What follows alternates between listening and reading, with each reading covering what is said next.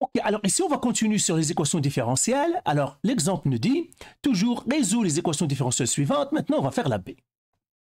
Alors, je vais écrire l'équation tout simplement pour me familiariser avec. J'ai y seconde moins 6y prime plus 9y égale 0. Il me donne les conditions initiales pour. Ils me disent que y de 0, c'est 1. Et ils me disent y prime de 0 est égal à moins 1. Il me donne un point. Il me donne un point et j'aimerais trouver l'équation, c'est-à-dire résoudre l'équation différentielle. Trouver le y. Maintenant, comme nous avons déjà dit dans la vidéo précédente, on doit savoir de quel type s'agit-il. Parce que chaque équation différentielle se fait résoudre différemment. C'est comme j'ai plusieurs personnages. J'ai Véronique, j'ai Camille, j'ai Alexandre. Chaque personnage, je dois, c'est-à-dire le traiter différemment parce que chaque personne est différente. Eh bien, ici, l'équation différentielle, c'est quel type? Premier, eh bien, tout simplement, quand je regarde mon équation, je l'analyse, je vois que c'est une équation différentielle linéaire. Pourquoi linéaire? Parce que quand je regarde chaque terme, eh bien, je ne vois que y. Je ne vois pas y au carré, je ne vois pas y au cube, je ne vois pas 1 sur y, je vois y. Ben, il peut avoir des dérivés, on s'en fout des dérivés, du moment qu'on a que y, mais on n'a pas un exposant, ok, ou une division, etc. Donc celui-là aussi c'est linéaire, lui aussi c'est linéaire. Donc mon équation, elle est linéaire. Linéaire. Maintenant, linéaire, il y a plusieurs équations linéaires. Il y a plusieurs types d'équations linéaires et chaque type d'équation linéaire se fait résoudre. C'est quelle linéaire celle-là? Elle est à coefficient constant. Coefficient constant. C'est ça les mots-clés de mon équation que je dois identifier. C'est une équation linéaire, coefficient constant. Pourquoi sont les coefficients constants? Il n'y a pas de x. Vous voyez, je ne vois pas de x. Il n'y a pas de x, pas de x. Du moment que je ne vois pas de x, les coefficients sont constants. Très bien. Maintenant, comment je résous une équation linéaire qui est à coefficient constant? Ça, je sais le faire. Je dois faire le polynôme caractéristique ou bien l'équation caractéristique. Donc, deuxième étape, je vais sortir l'équation caractéristique. Équation caractéristique. Alors, pourquoi l'équation caractéristique? Parce que c'est une équation linéaire à coefficient constant. Parce que je peux avoir une équation linéaire qui n'a pas de coefficient constant, il n'y a pas d'équation caractéristique. Il a sa propre manière de se faire résoudre. D'accord? On doit voir. Mais celle-là, il est linéaire, coefficient constant, donc on doit chercher le polynôme caractéristique. Comment on cherche le polynôme caractéristique ou bien l'équation caractéristique? On écrit mon équation premièrement, y de point moins 6y prime plus 9y égale 0. Eh bien, l'équation, eh bien, ça va être une équation, on écrit généralement la lettre lambda, ça va être lambda, mais les dérivés deviennent des exposants. Parce que j'ai deuxième dérivée, ça va être lambda au carré.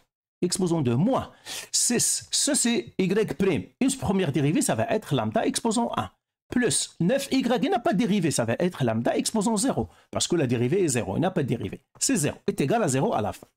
Là, je fais le ménage. Donc, ça va faire lambda au carré, moins 6 fois lambda, plus 9 égale 0. Ça, c'est mon polynôme caractéristique. Là, je suis, bien sûr, je suis au secondaire ici. Tout simplement, c'est un polynôme, c'est une équation quadratique. Alors là, qu'est-ce qu'on va faire? Bien sûr, la quadratique. La quadratique, vous pouvez résoudre de plusieurs manières.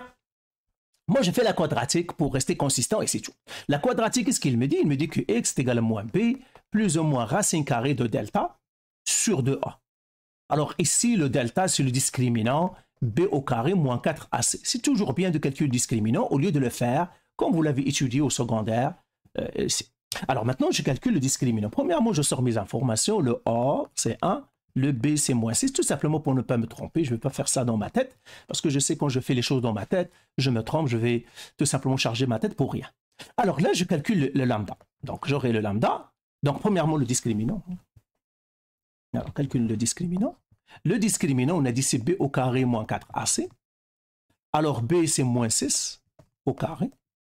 Moins 4 fois 1 fois le 9.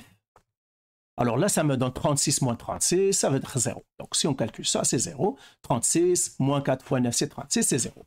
Et bien là, qu'est-ce que j'ai? J'ai une seule racine. Les deux lambda seront pareils. Mais moi, je vais les calculer. Donc je calcule lambda 1.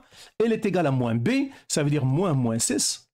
Plus la racine carrée de 0 qui divise 2 fois le a, donc c'est 2.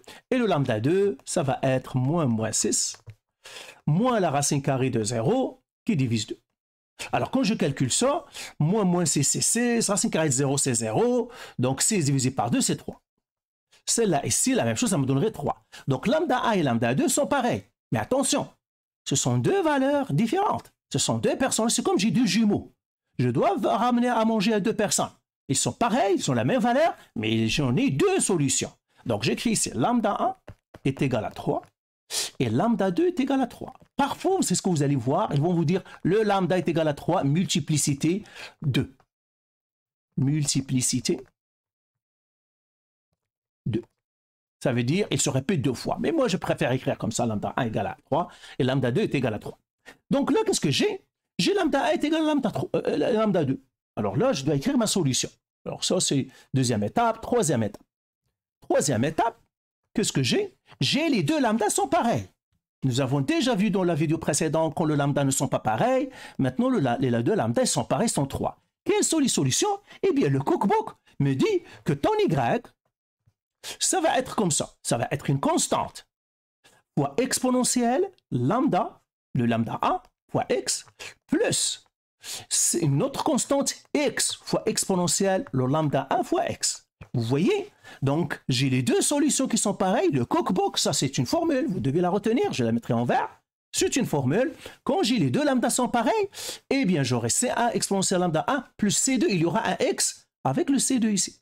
C'est la deuxième solution. Eh bien voilà. Maintenant, c'est ça mon équation. Alors, je vais l'écrire maintenant. J'écris maintenant ma solution générale. Y est égal à C1 exponentielle 3x, parce que le lambda c'est x, plus C2 fois x exponentielle 3x. Ça, c'est la solution générale. S'ils me disent, trouve la solution générale, je m'arrête ici. Pourquoi? Parce qu'ils ne me donneront pas la condition initiale. C'est la solution générale.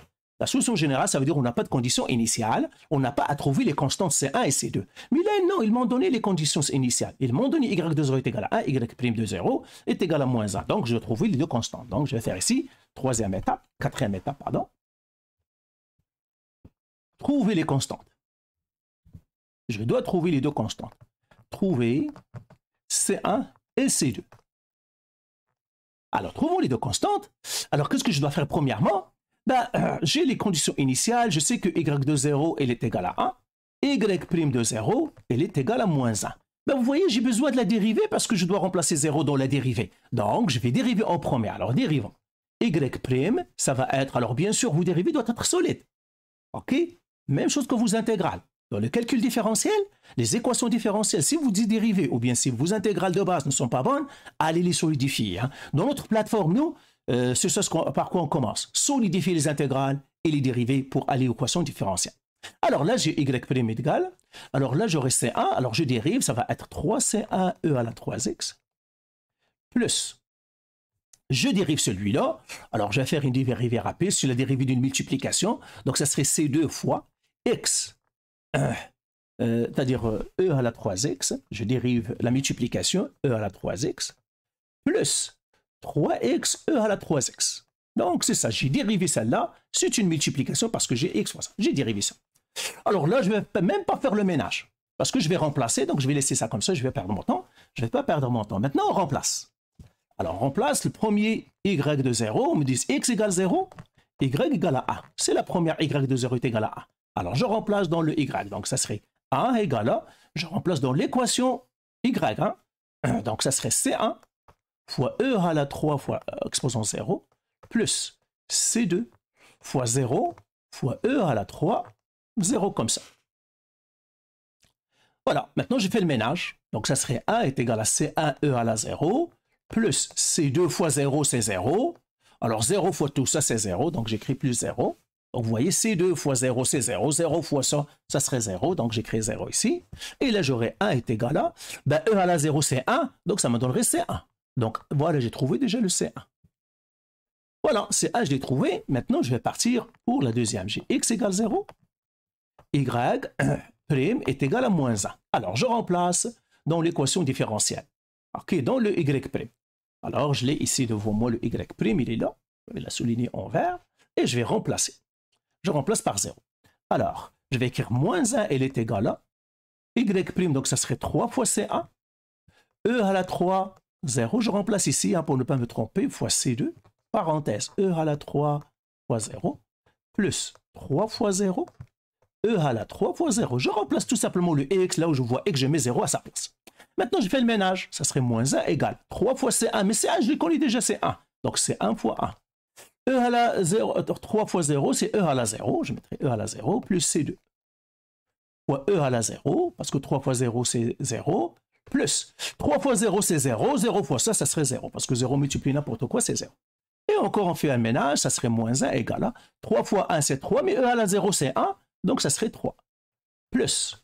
Alors, E à la 0, c'est 1, ça va faire C2. Et là, on ramène le 3 de l'autre côté, ça nous donnera moins 4 est égal à C2.